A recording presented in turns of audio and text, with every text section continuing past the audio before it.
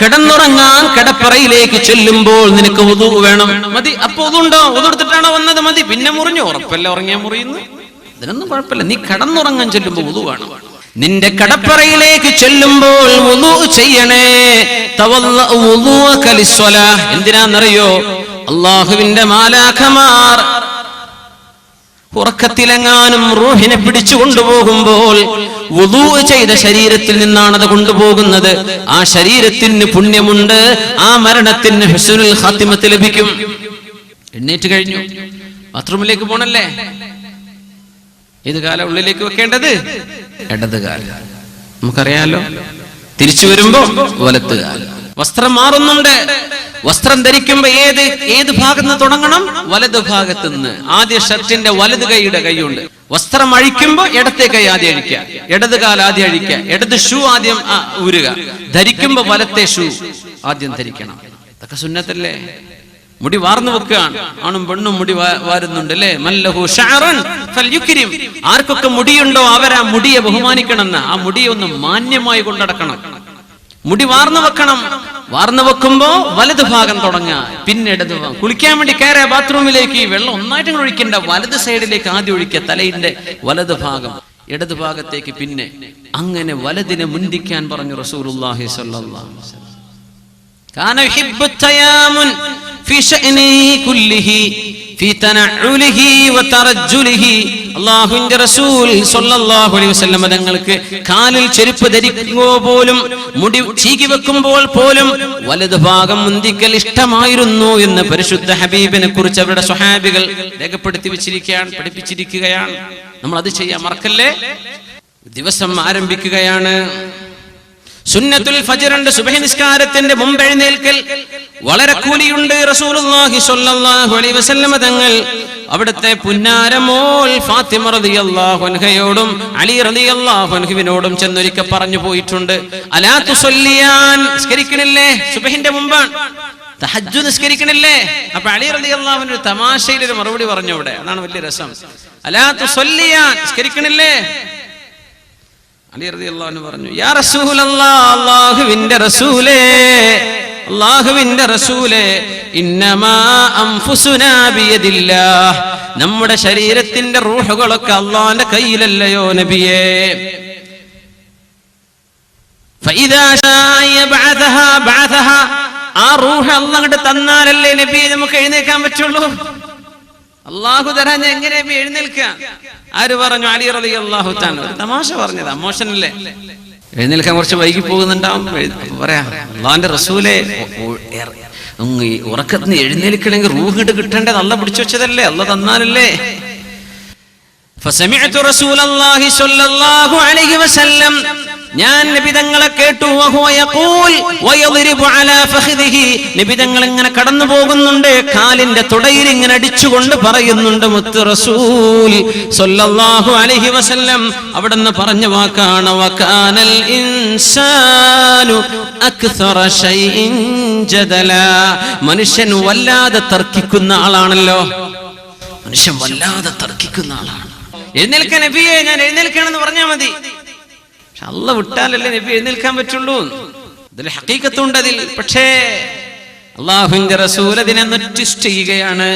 വകാനൽ ഇൻസാനു അക്സറ ശൈഇൻ ജദലാ. മനുഷ്യൻ വല്ലാതെ തർക്കിക്കുന്നുവല്ലോ. അലി തങ്ങൾ എഴുന്നേൽക്കാറുണ്ട്, ഫാത്തിമ ബിബിയും എഴുന്നേൽക്കാറുണ്ട്.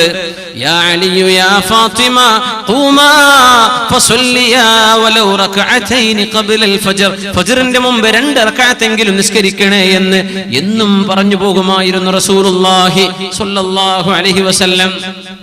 ഒരു മനുഷ്യൻ ഉറങ്ങാൻ കിടന്നാൽ യഅഖിദു ശൈത്വാനു അലാ ഖാഫിയതി അഹദികും ഇദാ ഹുവ നാമ 3 ഉഖദ്.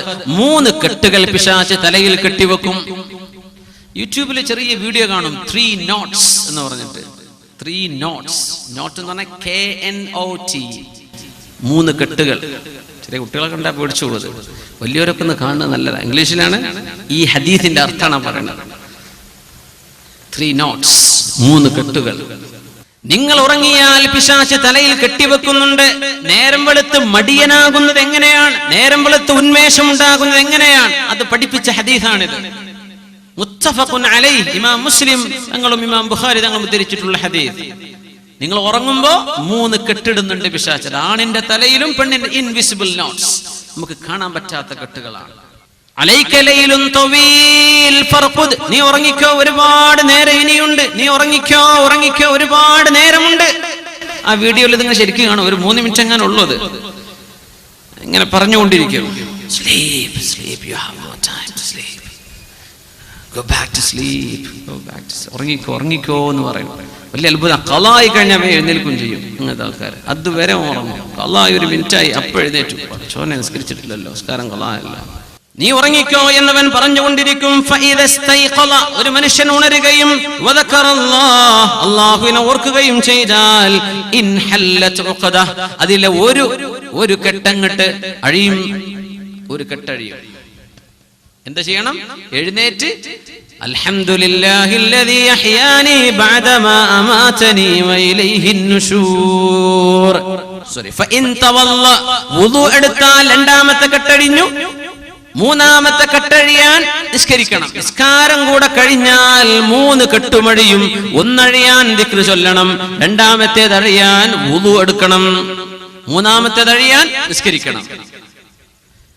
ഈ 3 കെട്ടും അഴിഞ്ഞാൽ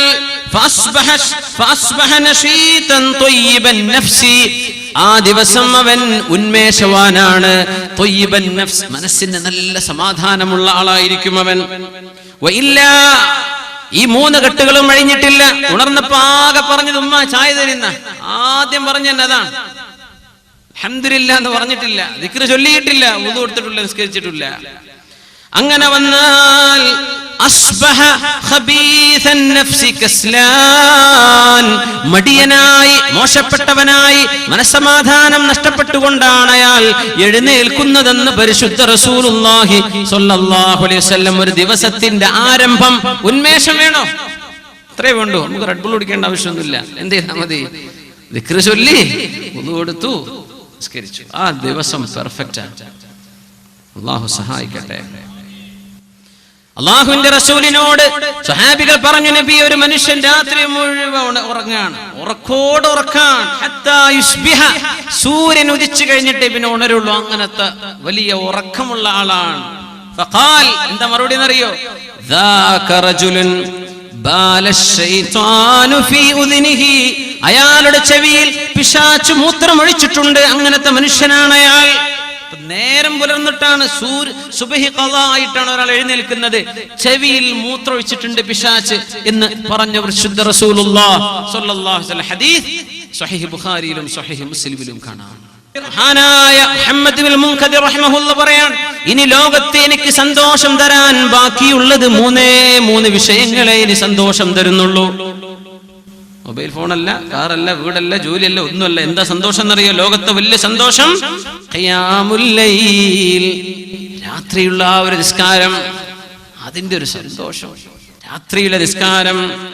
വലിഖാഉൽ ഇഖ്വാൻ, അല്ലാഹുവിന്റെ മാർഗത്തിൽ നമ്മളെ സഹായിക്കുന്ന ഒരുപാട് ഫ്രണ്ട്സ്, അല്ലാഹുവിലേക്ക് സഹായിക്കുന്നവർ.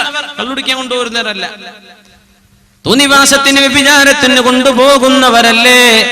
അല്ലാഹുവിൽ സഹായിക്കുന്ന കുറെ സുഹൃത്തുക്കൾ. വസ്സലാത്തു ഫിൽ ജമാഅ, ജമാഅത്തായി നിസ്കരിക്കലും, ജമാഅത്തായുള്ള നിസ്കാരം, നല്ല മുഅ്മിനീങ്ങളായ കൂട്ടുകാരുടെ ഫ്രണ്ട്ഷിപ്പ്, പിന്നെ രാത്രിയിലെ നിസ്കാരം.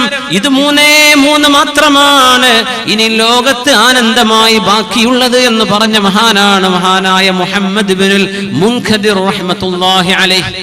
ആനന്ദം പറയണം. നേരത്തെ കിടക്കണം, നേരത്തെ എഴുന്നേൽക്കണം. മുസ്ലിമിൻ ഈ ചെയ്യുന്ന പണി ഇന്ന് യൂറോപ്യന്മാർ ചെയ്യുന്നുണ്ട്. മുസ്ലിമീങ്ങൾ അതൊക്കെ നിർത്തിവെച്ചു. ഏറ്റവും കൂടുതൽ നിശാ ക്ലബ്ബുകളും അതുപോലെയുള്ള രാത്രി ഉറക്കഴിക്കുന്ന ക്ലബ്ബുകളൊക്കെ ഉള്ളത് ഇന്ന് അറബ് മുസ്ലിം ഗൾഫ് രാജ്യങ്ങളിലാണ്. അറിയാതിരിക്കാൻ പറ്റുമോ?